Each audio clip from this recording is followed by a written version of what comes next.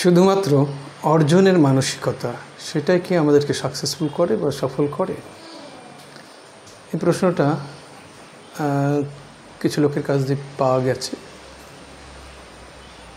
উত্তরে বলি, এই বিষয়ে আপনাদের সবারই নিজস্ব এক্সপিরিয়েন্স আছে বা অনুভূতি আছে, জানকারি আছে।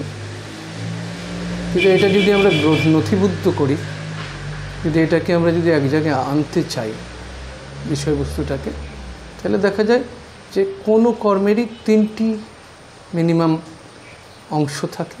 একটা হচ্ছে ভাবনা চিন্তার অংশ, একটা আছে মুখে বলার অংশ, একটা হচ্ছে কার্যকরভাবে করার অংশ, হাতে কলমে করার অংশ। তাই জন্য প্রশ্নটা যখন এসেছিল শুধুমাত্র মনে জগতে বা এটা চাইলেই হয় কি না, চাইলে হয়।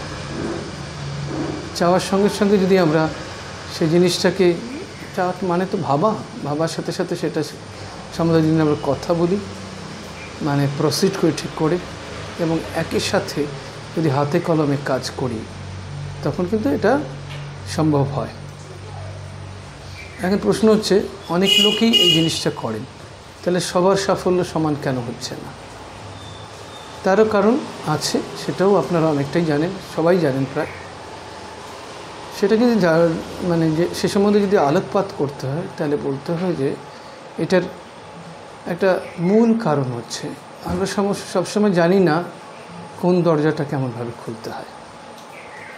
দরজা খুলতে আমরা জানি দরজাকে ঠেলতে হয় বা টেনে খুলতে হয়।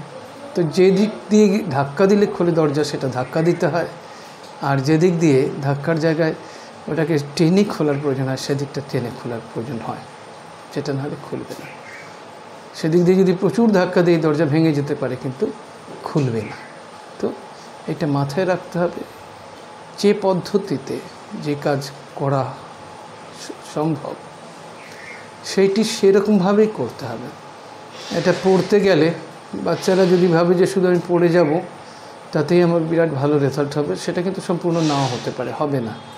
তার সাথে সাথে লিখতে হবে, সেটাকে আবার পড়তে হবে, আবার লিখতে হবে, এর মধ্যে দেখতে হবে বানান ঠিক আছে কি না, হ্যান ত্যান।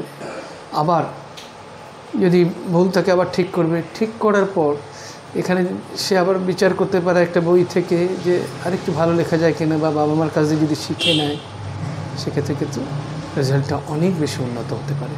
তো এরকমভাবে প্রতিটি কাজের ক্ষেত্রে আমাদেরকে অনুধ্যান করতে হবে, আমাদেরকে বারবার অনুশীলনও করতে হবে।